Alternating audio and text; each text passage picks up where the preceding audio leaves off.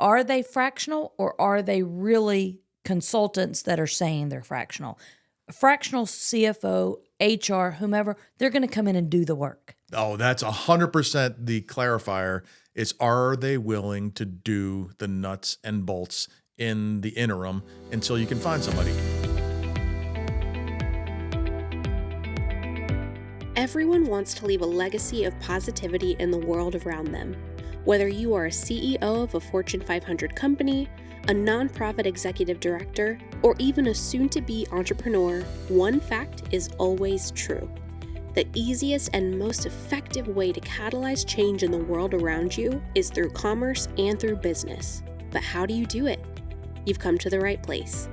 Welcome to the Changemakers Collective, a place where people can come and get educated and encouraged and empowered to be the impact agent in the world around them. Brought to you by Silverback Ventures, Steph Thomas and Scott Woods have over 50 years combined experience helping companies and owners amplify the voice and multiply the impact of purpose-driven businesses. Join us each week as we discuss what it means to live a life of purpose on purpose.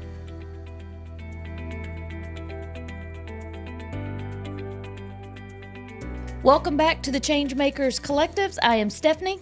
Hey, I'm Scott, and we're excited to have everybody here to hear about some stuff that may initially sound a little boring, but is super important as you continue to grow your business. We're talking about the difference between having full-time employees, a consultant, or a fractional leader. I am super excited about talking about this. So first of all, before we really get started, make sure to subscribe and like us and share us with a friend. Yes. A lot of times when we first started Silverback, we somehow landed in fractional positions. And so before we talk about the fractional fix, what do you pick? Let's kind of define what each are. Good. So sometimes people need a coach. The coach is, we ask questions, the question's within you, we don't give any direction. The contract employee, that's somebody that you would hire, you give them some task to do, they do the task and they go home, but you don't really control their hours, you are only controlling the output. And then the fractional leader is somebody that owns a part of the day-to-day operation, and then a contract. Oh, we talked about the contract. Yeah, no, I think that's good wisdom. I think we have to, let's revisit those again. So you've got, and we'll start from the most involved one, the one we do more than often than not. The fractional executive is a role that is exactly what it sounds like. You can't afford to bring in a CFO or a COO or an HR director. You can't afford that today. Right. So the very minute that you start thinking, man, I really need an HR department, or man, if we just had a CFO for X amount of time. That's your fractional leadership. And I think as an entrepreneur grows, you get to a plateau that you can't get beyond without some additional help. And where we've kind of filled that role is more than just the tasks you would get, as you said, from a contract employee or even a consultant. They come in, a lot of the knock on consultants is they come in, they tell you what to do, and they bounce. That's not who we are. That's not how your consultant in general should work. If you have a consultant that is not part of the implementation of whatever changes they're suggesting, get a new one. Well, that's not what you need.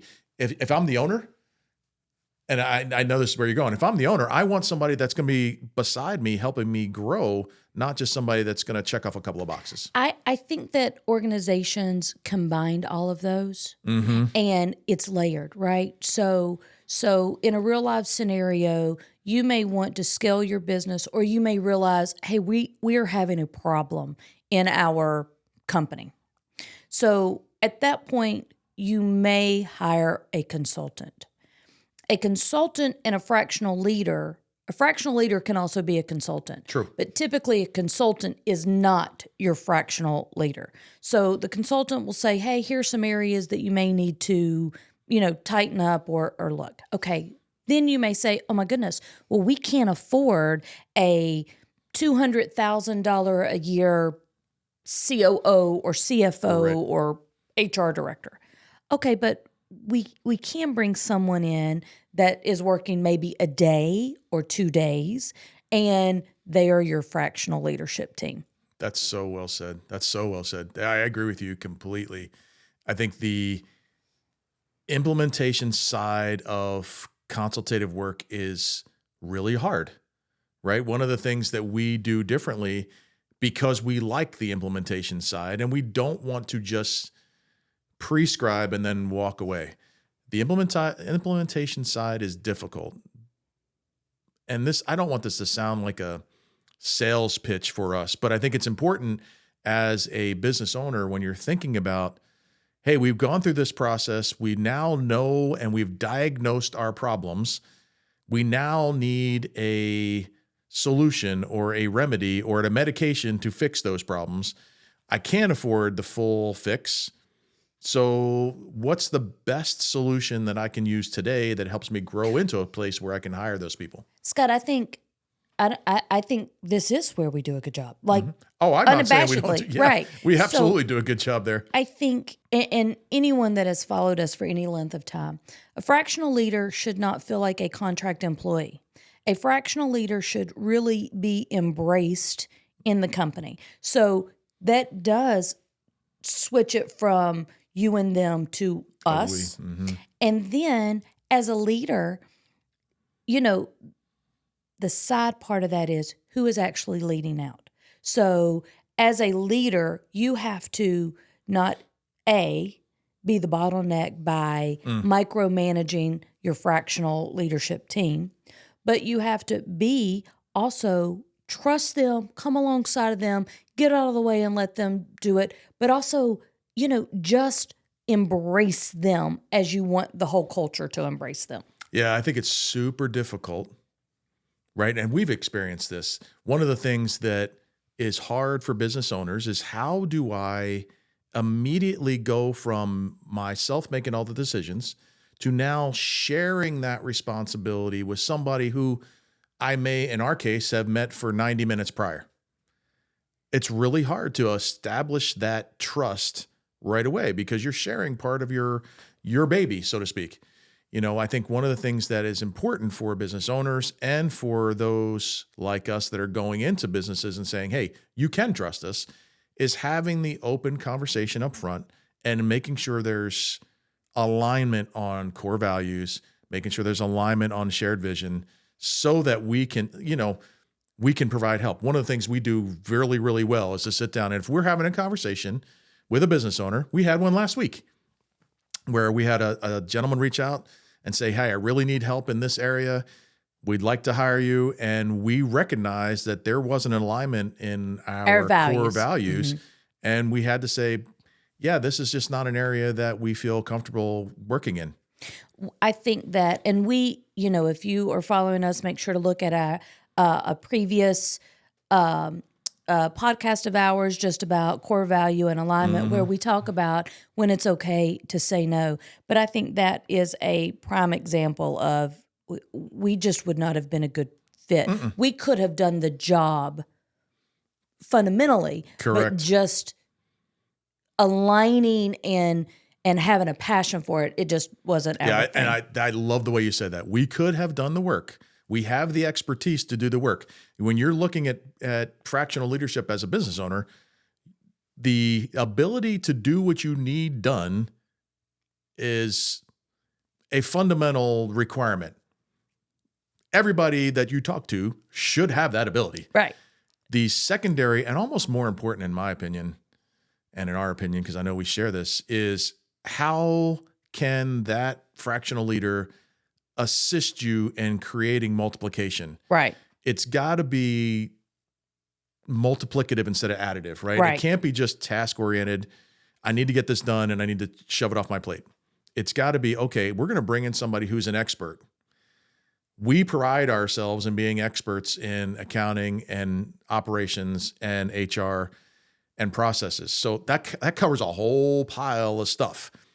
we like to be able to come in and work alongside with business owners to say, hey, we can see and diagnose some of the issues you're having, but we can also work with you and your existing team to figure out solutions to push this thing forward. So, Scott, I think that brings up a great point, right? How do you coexist, right? How do you move from telling to alignment? So, some of the things that just immediately pop out is stop being the bottleneck, shift from telling to aligning, and make the move mentally to make a change.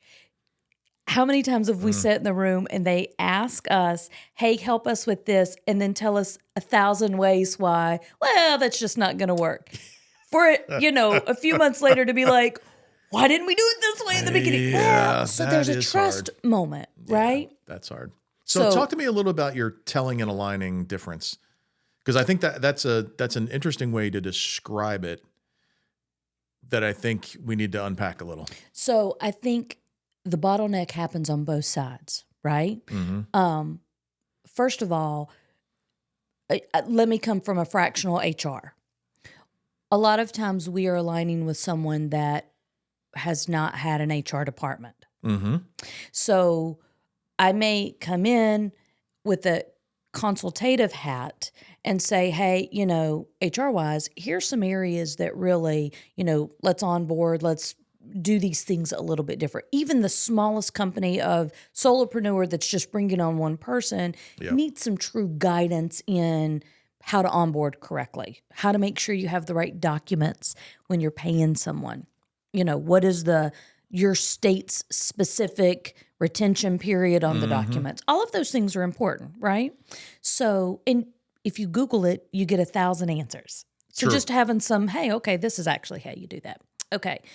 Also, you have the owner of the company who is telling you, this is what we do, this is how we do it, this is why we do it. So everybody's telling each other, and you're learning to either build trust or create my job, your job situations. After a period of time of the onboarding, because you have to onboard your fractional people just like you onboard any employee, there's a time where you're meeting and you're talking about, hey, what do you think? How would we move? Where are we going? And everybody has a shared vision and you're going down the same way. You're not telling each other and really debating it as you're building it. That's really good. That's really good. And I as you were saying that, that's been somewhat of a struggle for us because oftentimes we're having those initial conversations where it's 90 minutes. And to be able to go from, hello, nice to meet you, to, hey, I trust you, and I think you can help me, is very, very hard and very, very important that we get to that alignment position quickly. I think, so you go from, stop being the bottleneck, start aligning, and then make the conscious decision that you're actually going to listen to the people that you hired. Yes.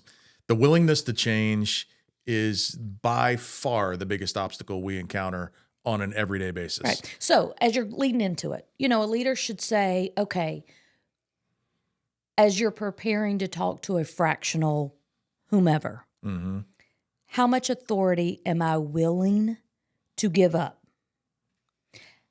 Have I prepared the team? So if you are a team of 2 or more, everybody has to understand what a fractional person is going to do for your organization.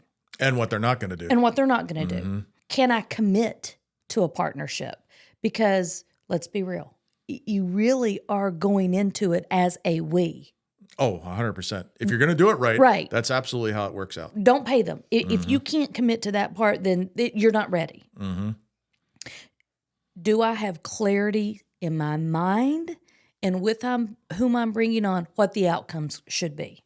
So, everybody's like, oh, I've got my vision statement. And okay, but if you're not operating in your vision statement, then you are going to cause confusion not only for the fractional person that you're bringing on board, but your whole team, because they don't understand where you're actually going. Yeah, I agree with you. And I think that sounds rainbows and unicorns, but very often When we walk in, we're hired to help in one area that quickly becomes a symptom. We discover it's a symptom of a much bigger problem.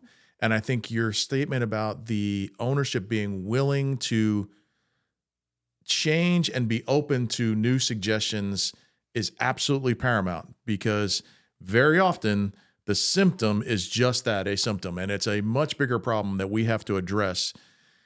And we, during our discovery meetings and during that first couple of meetings, can peel back some of those because we've done that. We've got 60 years of experience between the two of us, mainly on my side because you're much younger. But we have the ability to kind of ask the right questions to uncover what the true issue is that's causing the symptom that you're experiencing right now. So, Scott, I think that's important, right? So that's why when I say, are you emotionally ready to do this? Are you committed to doing that? Because I can think right off the top of my head. We go in just like that. They say, here's our problem. Here's what's going on. Blah, blah, blah, blah, blah. We do the 90 minutes. We go in. We start getting our hands into it. And we say, time out. We see this as the first point that we know. Oh, that's not an issue.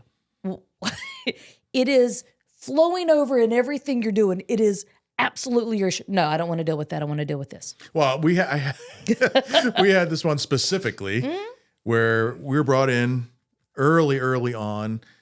Company was growing leaps and bounds, online retailer, and said, hey, I have such a hard time getting and retaining employees. We walked in, we interviewed all the employees and found out that, oh, by the way, the ownership was making them work 7 days a week, no overtime, no vacation, no raises, and was wondering why they didn't want to stay. And when we circled back with the ownership, he was like, well, they ought to act like they own the business just like me. And I'm like, well, there's no upside for them.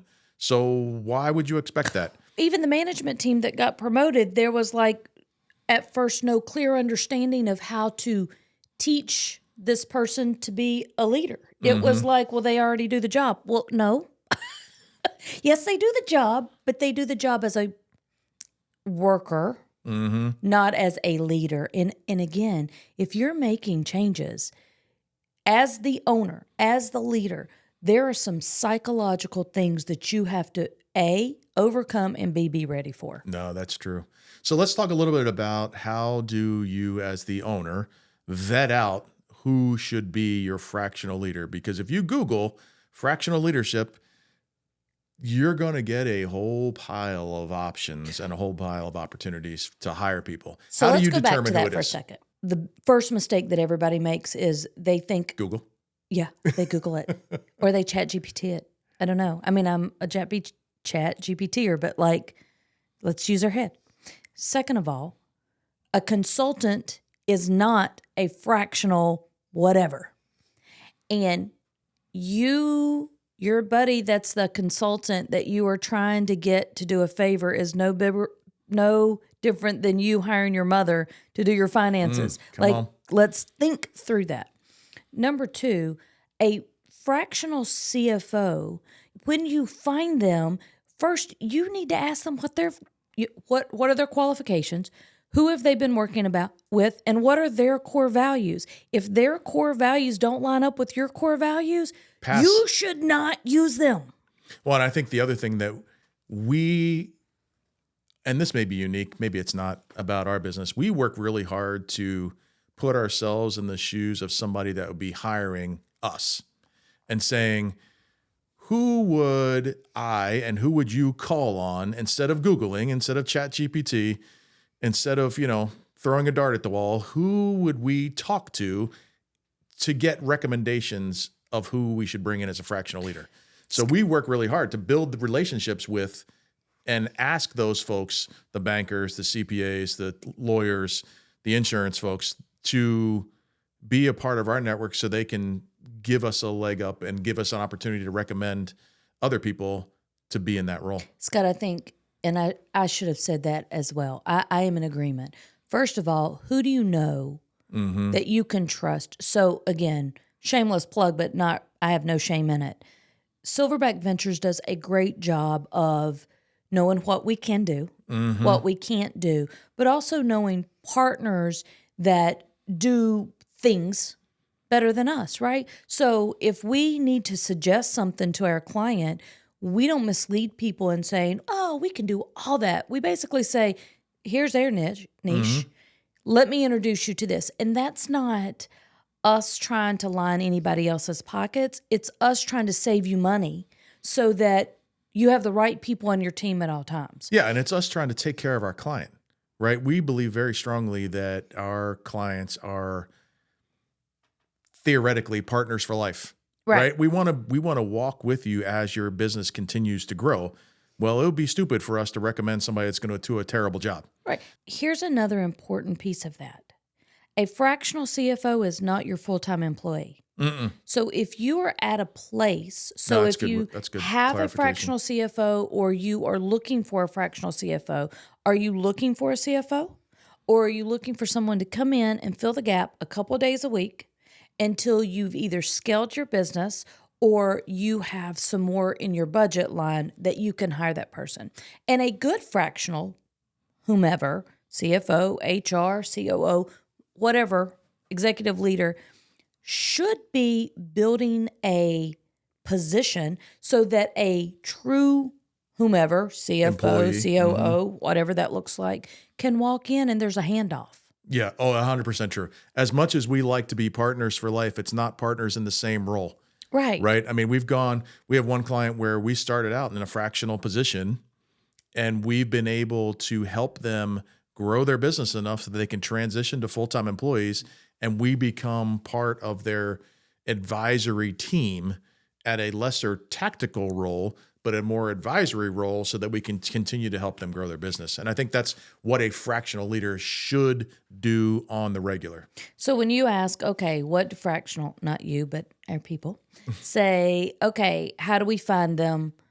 How do we know they're the right fit? We find them by word of mouth. We find them by calling us. We find them by just who's already doing it in your circle, right? Also, are they a right fit for us? Do their core values line up? Or are they fractional, or are they really consultants that are saying they're fractional? A fractional CFO, HR, whomever, they're going to come in and do the work. Oh, that's 100% the clarifier is, are they willing to do the nuts and bolts in the interim until you can find somebody, and very few, and this is a broad blanket statement, but very few are willing to do that. Right. Usually they're very seasoned in their experience and have been executives. And now they're like, okay, well, I don't really want to work full time, but I can do some consulting on the side and I can fill in the gaps here and there. They're not as invested, and we're going to have a whole pile of people mad at us about this, but who cares? They're not as invested as some. You have to find somebody that's going to want to work with you, not because they want a paycheck or a retainer fee, but because they believe in your vision and where you're going and align your core values and want to see the organization succeed. Well, Scott, let's be honest, right? So you hire a fractional CFO as a stopgap, but you typically, cannot hire a full-time CFO. And I'm using CFO because you sometimes stand in as a fractional CFO. But you don't have a whole team. The company usually can't hire a whole team. Correct. So you're not, hey, Sally can do this and Johnny can do that. You are the Sally and Johnny and Scott in the room. Yes, you're the whole department. Right. So when I say you've got to be willing to do the work, this isn't a cush, okay, I'm going to make gazillion dollars as a fractional. This is, I'm rolling up my sleeves and I'm giving you my all for those 1 day, 2 day, 3 day, whatever. Yeah. Yes. 100%. Yes. You are the department, right? We're at a client right now where we act as their entire back office. Right. From soup to nuts. We are the back office of this organization that's generating all kinds of funds and doing some crazy cool stuff in the world. I want to bring up the downside of this. So sometimes our clients, and this is something that we discussed up front. So there's no surprises, and business owners need to have these expectations written out and up front. We don't come in on days out of our scope of work. So It's actually fractional. it's really fractional. So your board meetings, if you need us, then let's have a conversation around that. But the expectation is for us not to be there. If you have a company event, we're usually not going to the company Well, event. even more so if you need documents signed as an executive officer of the business, that is not us. And that happens to us all the time. That happens to us all the time. We're asked to sign off on legal documents as a non-employee. As the business owner, do not abdicate your responsibility to be an officer. Okay, that is one of my biggest pet peeves. Oh, I know it is. Because 100% of the time they're like, well, you just sign it. You just set it up. Okay, well, then I need a generic email address that's not attached to me, because at some point I'm not, and a state, let's go from an HR perspective. Yeah, especially from an HR perspective. Right. I set up state things that you don't have to touch but once a year. Well, if I give you the passwords and I walk away for whatever reason, we've went to a different client or whatever, a year from now, I'm not going to remember your stuff. I turned it over to you. So you don't want your fractional people to hold the keys to that, because they can bottleneck your business. Oh, 1,000%. And again, I mean, let's recap as we kind of wrap here. As a business owner, as you're growing, you're going to hit plateaus along the way that can only be overcome by exponential kind of activity. Bringing in a fractional leader can add not only task-oriented stuff, but growth-oriented things. So let's figure out a way to multiply. Bringing in a fractional leader that has alignment of values and alignment of vision can significantly help your business. However, you have to do it in the right way. You have to consider and know that they are not employees of your business. And sometimes the best way to find them is not by Google or ChatGPT. Talk to those you trust. Talk to your lawyer, talk to your banker, talk to your insurance folks. Those who you're going to for advice, ask them who they would recommend. Because otherwise, you can end up spending a lot of money and being back in the same position you were before. Right. Or you can reach out to us at Silverback Ventures. As we wrap up, we continue to encourage you to like us, subscribe, and live a life of purpose on purpose. Till next time. See ya. Thank you for listening to the Changemakers Collective. If you've enjoyed this episode, please help us grow our community by leaving us a review on Apple Podcasts or rating us on Spotify. You can also find our podcast on YouTube, so you can come and leave us a comment over there as well. If you want support growing your business and scaling your vision, visit us at silverbackventures.org or connect with us on LinkedIn. Thanks again, and we'll see you on our next episode.